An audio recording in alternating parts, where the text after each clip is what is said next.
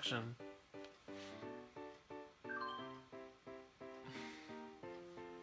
Action. How's it going, guys? It's me, the Domotaku, here today to cover Love Live Sunshine episode 2. Anyways, so yeah, now that I've finished Rewrite, I have a lot of time on my hands to cover all the episodes and animes that I've missed out on. Mostly, I've been thinking about it a lot, but I think this season I'm going to be covering Love Live Sunshine, for one, because Love Live Sunshine, Rewrite, and then a lot of other things, like I continue ReZero, but there's a bunch of other series in the season that just really are really awesome to watch.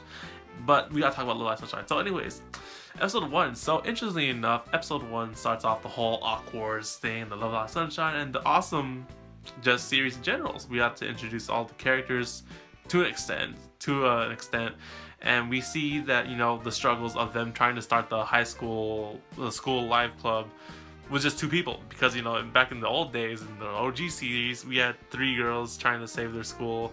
This one only got 2. So after being refused by I forget their names, Riko. Okay, let's stick with the second year. So Riko, Chika, and Yu. Got it.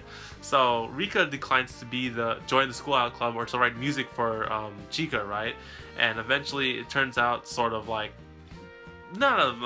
we expected it, sort of, this episode. For one, you know, she declines to be a school idol, and then we learn a lot of things in this episode. Actually, for one, the student council president is a big, really twist. So the student council president, who supposedly hates school idols and despises the Chika trying to create the school idol club, she's a huge Muse fan, and that's pretty funny actually, because she's like quizzing Chika, like, oh, which song did they play first when they were 9 members, or where did they first do their second Love Live song, what was the last song they did, or whatnot. I was like, what the frick is this? This is so funny.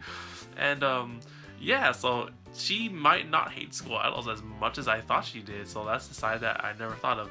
And besides that, we also go back to the first years, who Yoshino, or I forget her real name, but the Chidumo is really interesting, and she freaking left school after doing her weird freaking poses or whatever, and then she's just gone. Then you also have Ruby and Hanamura, I believe the other two, the super Hanayo shy ones, and the active one, Hanamura, and they're just like, whatever. And, you know, they're thinking about the school idol stuff and whatnot, but for now we gotta focus on the second years. So of course Chika once again talks to Riko about trying to be a school idol, or helping her out trying to like learn the sound of the ocean or the water and the aqua, right? And eventually they come to this they go scuba diving. Must be so cool to live in the ocean or whatever, to like just scuba dive whenever the frick you want. And then they have their 3rd year friend, I don't know who the frick it was, but yeah, they go into the water and then they're just like looking at the ocean, trying to listen to it and whatnot. And they eventually come up with a sound for the water and the aqua, yeah. And then they become really good friends. And then eventually afterwards, Riko decides to she volunteers to write songs for Chika and Yo, and not join the school out club. So she's not idol, but she's gonna write their songs at least. So then they start to try and write a song, right? And then eventually we see so much like Muse like references in this series. It's so awesome just to see how much Muse played a big part in Sunshine, and I'll talk about that in the end. But yeah, Chika liked her first song was like Yumeno Tobira, The Door of Dreams, and then that's what made her want to become an idol, and that song was freaking amazing. So yeah, she wants a song like Sonolation, like a love song, whatnot. They're having struggles trying to write a love song, and then eventually they come up with Chika's feelings of how she likes Muse, and they turn that into a song, like how they shine bright and stuff like that. And I'm pretty sure the first song, actually no, the first song isn't the first one they released on YouTube or the album. I'm pretty sure it's not, but we'll see. And yeah, they supposedly create a song, or they start writing a song, and then we learn a lot about Riko. Yes, Riko. I keep confusing their names because I have to learn 9 new names. But yeah, Riko and her backstory of her piano playing experience. So she's a professional, of course, and we see that in her times of being a professional piano player, she's lost her way, and she's sort of lost her sound, or sort of what's ahead of her in piano. And we see that in a concert where she's supposed to play on the stage, but then she sort of chokes, and then, you know, she just stops. She didn't play anything, and that's about it for her music career. Now, of course, I know how it must be, or I get a sense of it because I watched Your Lie in April, and playing a piano up in stage in front of many people must be really thing.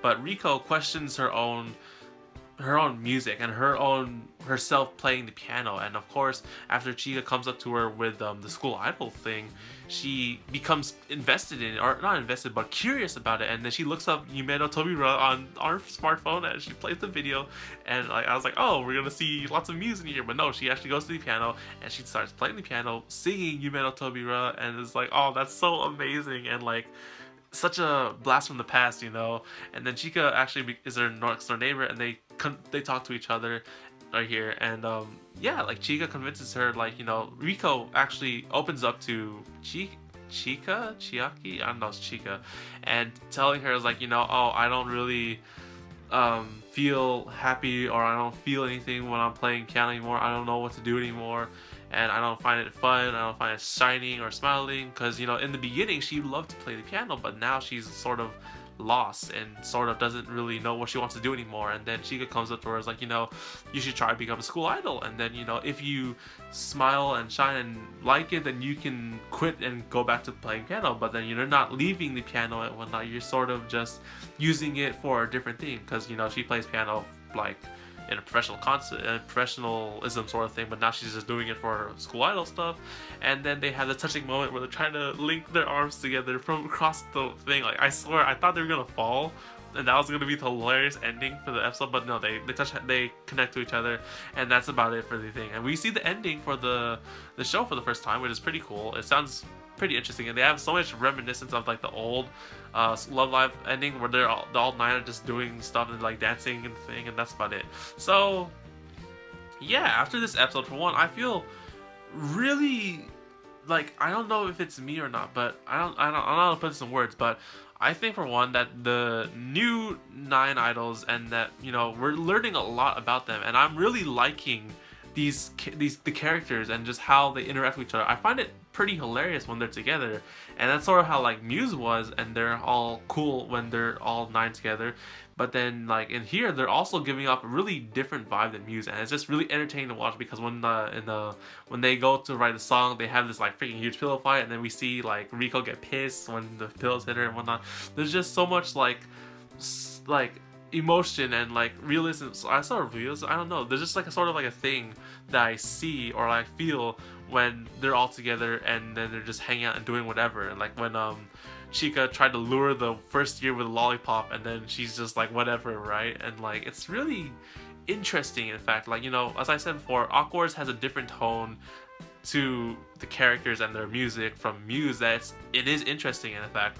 And one of the things I was going to talk about was like how Muse played such a huge role back in the day, and they brought that influence back into Awkward and Love Live Sunshine, because these girls basically all just want to become idols because they want to be like Muse. They were inspired by Muse. They want to shine the light like they did, and it's basically that. It's just saying like Love Live School Idol Project was so amazing that it brought up Sunshine, and if you're watching Sunshine, I would probably, if I watched Sunshine just without watching the original series, I would probably be tempted to watch the first season first, because like they bring up Muse so much. They talk about them, like how they started them on their desire to shine and become idols, and it's really there, and it's so amazing to see. As a big fan of the Muse and the first season, it really is cool to see how much that the first season and the movie and the second season and Muse just sort of influences everyone else in the Sunshine and Awkwards. So yeah, for now I'm really loving Sunshine so much. It's just so cool to see this different new 9 characters and their goal to become idols, not to save their school, but just to become idols and to shine on stage and do something, and their motivation to desires to try something out and whatnot. It's just really cool. So I'm tired. I've been talking for quite a while. So next episode. So now they have 3 members. They have the first trio. They have, okay, let me get the second years. Okay, so Chika, Riko, and Yo. I got those 3. Everyone else, I'm gonna butcher the shit out of their names. I'm pretty sure I know Johan and Hanamura. Hanamura and Ruby. That's the first years. I'm pretty sure those are right, but whatever. So anyways guys, thank you guys for watching this video. I hope you guys enjoyed and like the video if you like the new Aqua Wars, because for one, I'm pretty much liking the Aqua Wars, and I'm curious to see their first song. So actually, I want to point that out. So to them to have an official club, they need 5 members. So I'm curious to see when their first song will hit. Will it hit when the 3 current second years are together, or will their first song, the original anime, debut when they have 5 members, supposedly? That could probably be the first years. I'm assuming it's the first years. Anyways, that's just me talking and rambling. So anyways, subscribe, because next week we will be covering episode 3 of Love Live Sunshine, and we'll see how far their music goes and just where their desires and dreams go and whatnot, all the stuff like that. Awkward's music start. That doesn't sound right. Anyways, thank you guys for watching. I'll see you guys on the next video on the Don't Taku Anime channel. So take care, guys, and I was gonna say the same thing again, like Awkward's music start, but matane, guys. Good night, guys.